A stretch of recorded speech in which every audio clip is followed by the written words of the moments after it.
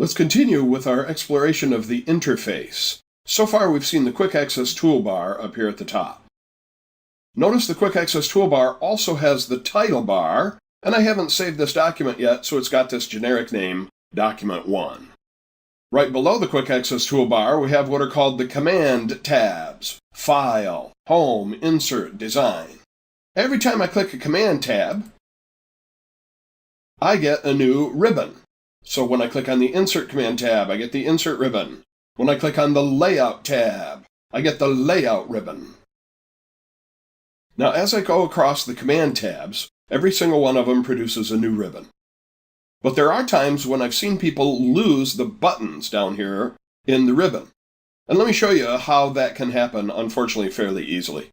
If I'm working in the Mailings tab, I see the Mailings ribbon. If I click on the Layout tab, I get the Layout ribbon.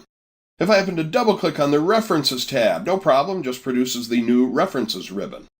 But here's a very common mistake. If I point at the tab that's already active, and I happen to double-click on that, maybe I'm just getting twitchy-fingered. Holy cow, where'd all my buttons go?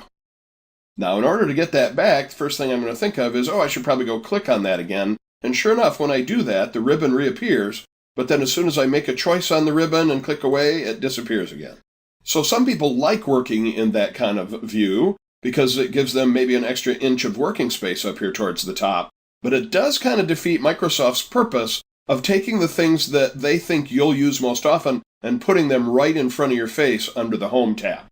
So let's talk about how we can manipulate these Command tabs and the buttons that appear below them. All of that work can be done up here in the upper right-hand corner. Now, those of you who have been around the Windows operating system for a while, you're used to the Close button, you're used to the Maximize/Restore Down button, you're used to the Minimize button.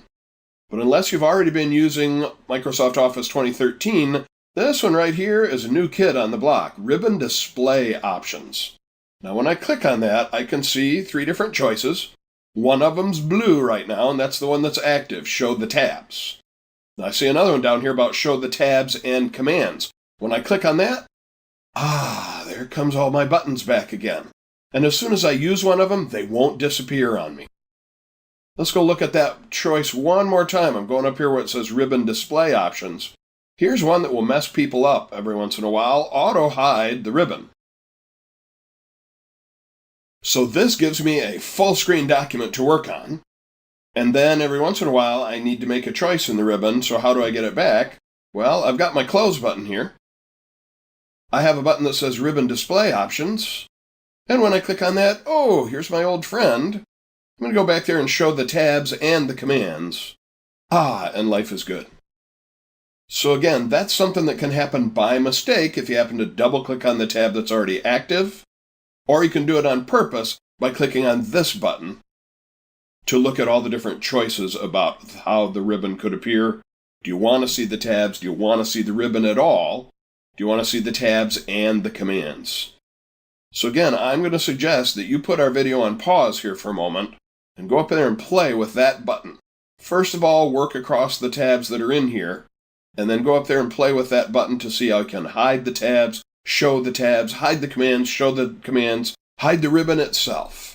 So take just a moment, put our video on pause, and go play with that spot right there, everybody. All right, welcome back from your play with the information about the tabs and the ribbon. Next thing I'd like to talk about are these Command tabs a little bit more. So far I've mentioned every time I click on a Command tab, I get a new ribbon. Just some of the other terminology here.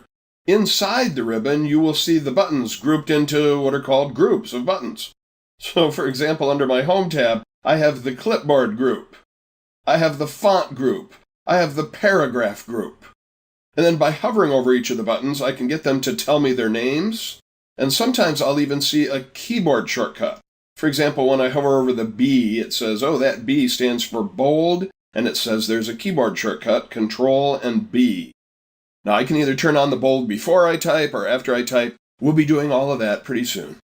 So every time I click a Command tab, I get a new ribbon. The ribbon is broken down into groups of buttons. Here's the Paragraph group. Here's the Styles group, found under the Home tab, which produced the Home ribbon. And then every once in a while in one of these groups, they will give you one of these guys, a little down-pointing right arrow. When I hover over it, it gives me a way to further customize things that I'm seeing on screen. Its official name is a dialog box launcher. Sometimes at our company we call it the black hole in time, because when I click on it, very often I am taken to a window that I might recognize if I have been around Word for a long time, maybe back to the 2003 version of Microsoft Word. This used to be the way to modify my fonts. So again, pretty much every time you click on one of those dialog launchers, you will be going into an old school window, whether you realize it or not. Maybe you weren't using Word back in the day where this looks familiar to you, but just be aware that it's another way to do many of the same things that you have in the group of buttons up here. For example, I see this is the paragraph group, and I've got stuff about adding bullets or adding numbers to my lines, indenting and outdenting, setting line spacing options.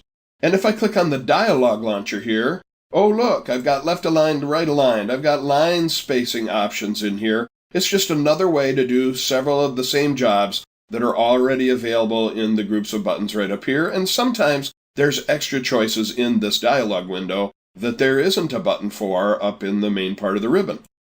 So that's how you can get to the dialog launchers and just the terminology. The command tabs produce ribbons.